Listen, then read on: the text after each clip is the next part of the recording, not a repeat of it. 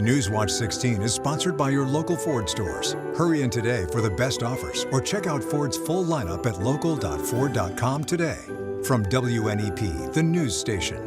This is Newswatch 16 before Christmas. Good evening, I'm Scott Schaefer. Welcome to the Newswatch Before Christmas, a cherished tradition here at Newswatch 16, where we take a break from our normal newscast to take a look back at some of our most memorable stories of the year. We asked our reporters to pick their favorites, and we begin tonight with one of Allie Gallo's. It was a story all of you really enjoyed too. Hi, I'm Allie Gallo. Earlier this year, I met a woman in Wyoming County rescuing senior dogs from shelters and placing them with senior citizens. Getting to share her story was one of my favorite moments this year. Happy holidays! Patricia Rogers calls this her little piece of paradise in rural Pennsylvania.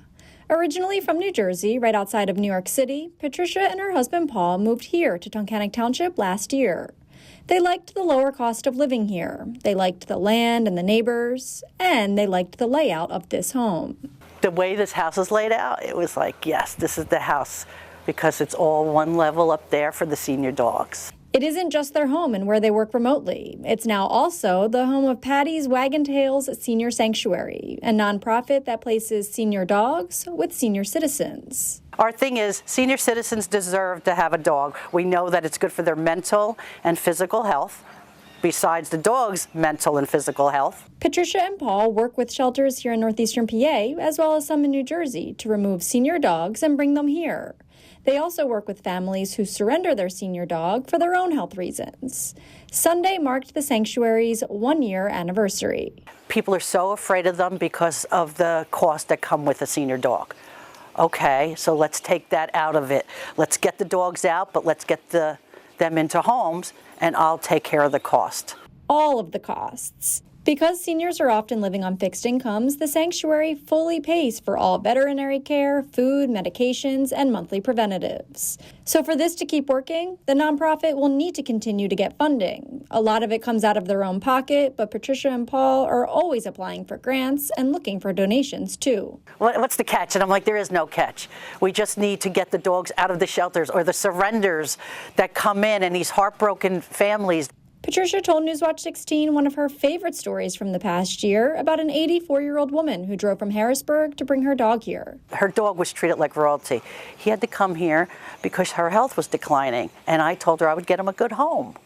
And so that's what it means to me, to give these families, knowing their dogs aren't going into the shelters. Or the dogs that are in the shelters, no, they're not going to stay there long. They're going to come here. And then the senior citizens' face lighting up when they can come here and meet the pack, which is 24 currently, and find a perfect match. If you are interested in meeting the pack or want to learn more about Patty's Wagon Tails Senior Sanctuary, go to WNEP.com. Allie Gallo, Newswatch 16, Wyoming County. Hi, I'm Justin Geck. I had the opportunity to do a story on a local hot dog business that has been serving the city of Sunbury for 80 years. Getting to share their story of 8 decades in business was one of my favorite moments from this year. Happy holidays. In Sunbury at the Squeeze-In, owner Chris Snyder is scrolling through old photos of the business. It's a time to reflect as this landmark hits 80 years in business. Snyder says it began in 1945 by Thelma and Harry Sterling after they were looking for something to do. He says the Sterlings decided to make hot dogs and sell them right at their home. So the Sterling family and their son Sam the hot dog man, they had it till 2009. And in 2009, my father purchased the Squeeze-In, and then in 2015, I purchased it from him. So we've had it for about 16 years, but it's been here for 80. Aside from the laid-back and fun atmosphere, Snyder says what really has made this place so special these past 80 years is the relationships with customers. Harry Wynn, a regular, has been coming to the Squeeze-In since he was 10 years old. One memory I can do when I was a teenager, we had 37 people in here at one time. To celebrate 80 years in business, the Squeeze-In is having a big celebration on Saturday. Snyder says there's going to be a lot happening. The first 500 people get a free hot dog, and that's all the way up to chili dogs. We're going to make sure if you haven't had one, you can. So ketchup, mustard, onion relish, hot chili, sweet chili, or your choice of those options. Free bottle of water, free popcorn, and then we have a prize wheel. Perhaps one of the most important people that helps keep the Squeeze-In going every day is server Brittany Ballman. She cooks the hot dogs and makes all the fixings that go on top. She says she's been working there for 11 years and is still surprised at the life that comes into the place every day. I get a lot of friendly faces in here. I have so many regular customers from over the last 10 years. Every day is something different, actually, so we never do the same thing because of how many different people come in here. Snyder says he and his staff are just thankful that customers continue to come to the Squeeze-In over other competitors. Customers like Nathan Lloyd say there are many things that keep bringing him back. The nice, dark, burnt hot dogs, the warm atmosphere, the friendly faces, the steamed buns. Snyder says everything has stayed exactly the same the past 80 years. The only thing they are enhancing is their party space next door. Justin Geck, Newswatch 16, Northumberland County. During the holidays, we spend a lot of time and gather with our families, including our four-legged friends. A woman in Lycoming County is starting a rescue to make sure that no dog is without a warm, safe, and forever home. Show them your good side. There it is. This is Ember, a 14-week-old Belgian Malinois. Say hi. Let's say hi. Let's say hi. Say hi. She was a stray that Taylor Yeagle brought in, which is becoming too common here in Lycoming County. And I think part of that is the lack of compassion when people need to rehome their animals for one reason or another. If they go to Facebook or social media looking for help, they're often met with being bullied and berated for needing to rehome their pet. Yeagle constantly gets messages about stray dogs around Lycoming County area. You're so pretty. We're so pretty. Just like Ember. Dogs can't tell us what they're going through. They can't tell us that they're hungry. They can't tell us that they've been abused. So creating that safe space for them where they can heal, where they can recover, and they can learn to trust again. Giving a voice to the voiceless, which is why Yeagle started her nonprofit organization, The Safe House. Yeagle recently owns a grooming and boutique business, The Hunt House in Montoursville. She found a new passion for saving stray dogs through her Pay for a Stray program at The Hunt House. This is where we're starting. This section right here is like 9,075 square feet. To help the abused, neglected, and forgotten animals in Lycoming County. The Safe House will have glass door kennels, an indoor and outdoor dog park, an on-site grooming facility, and the Safe House University. A training program and an education program that we'll have for both the dog and the adopter to hopefully prevent a lot of returns to the shelter. What used to be someone's pet wandering around the neighborhood has turned into someone finding a dog and not knowing where it came from. Or you can tell by its condition that it's been running or it's been dumped and out for a while, that someone did not want that dog. Maybe it's been a stray forever, but the amount of dumped dogs that we've seen,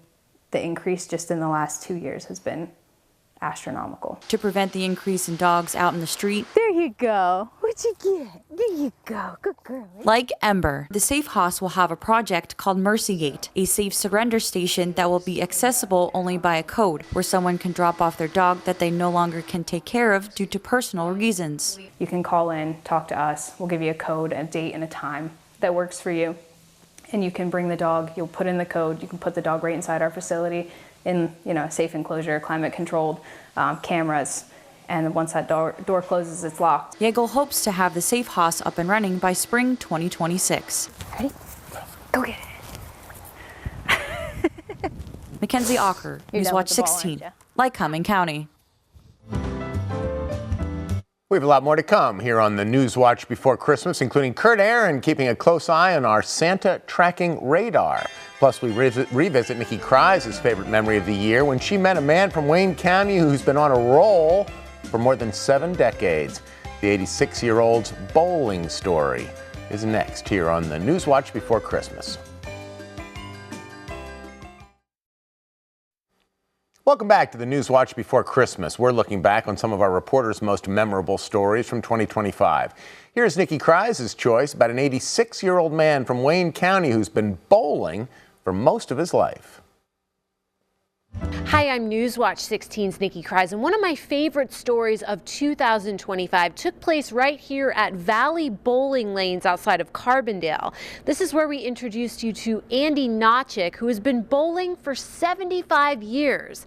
I hope you enjoy this story and have a very Merry Christmas. There's passion and dedication, and then there's Andy Notchick of Waymart. Andy is 86 years young, and he's been bowling for 75 of those years. He started in 1950 as a pin chaser. I was making a dime a game, and then you get a dime tip, so I walk out there with 60 cents for setting up 3 games for the girls, you know. So, and then they'd give us a free game, so that's how I picked up bowling. Andy fell in love with the game at a young age and eventually got his own bowling ball. And then as I got older, I just kept bowling here and there, and then I got into leagues after I got out of high school. The only time Andy took a break from the sport was when he was serving in the Korean War. Andy has bowled all over the world, but says his favorite spot is here at Valley Bowling Lanes in Carbondale, where he currently bowls in 2 leagues. I just love the game so much, and I taught a lot of kids how to bowl.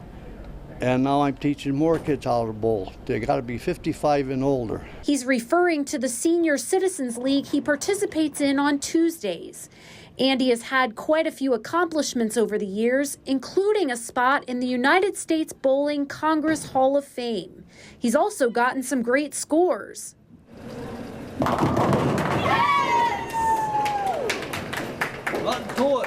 I never had a 300 game. My biggest game was a 288 non-sanctioned, a 290 sanctioned game. Andy says the game has changed a lot since he started bowling 75 years ago. They have a different ball for every lane condition. I got one. If it works, all right. If it don't, so what?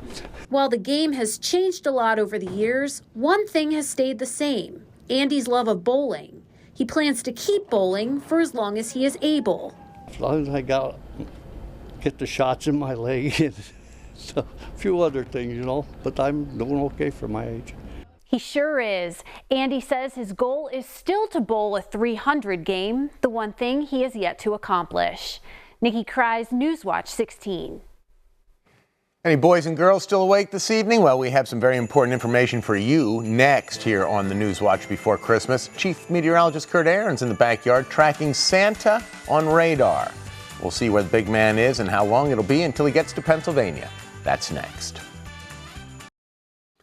Welcome back to the Newswatch Before Christmas. Chief Meteorologist Kurt Aaron is keeping a close eye on Santa's whereabouts this Christmas Eve. Let's check in now with the second busiest man of the night. Teresa, it's our favorite night of the year. Rocco and Ranger love it too. They're here with me running around somewhere. We're in the studio and we are tracking the big guy, Santa. And remember, we said last year with the new severe weather set, we got new equipment and you were tuning it in last year. It's so much better. This is going to be really help us find our very special satellite this year. So boys and girls, please help us look. Let's see if we can find the satellite. And why do we need the satellite? Because we have to find the North Pole. And Santa, that's right. So we're teaming up with NORAD, and we've got our own special satellite that's going to zoom in on the North Pole for us. There it is. There it is, right there. And check it out how this works. It's got that beam, and we're able to zoom in on that beam and figure out exactly where Santa is. So where are we going now, Teresa? Okay, we're going to the North Pole. Let's see what we can see what's going on. Well, the stables are empty. That's where the reindeer normally are. Wow. Where They're empty. is everybody? And There's no elves. The elves aren't in the shop either. What is going on? Where's everybody? It's Christmas Eve. There, see?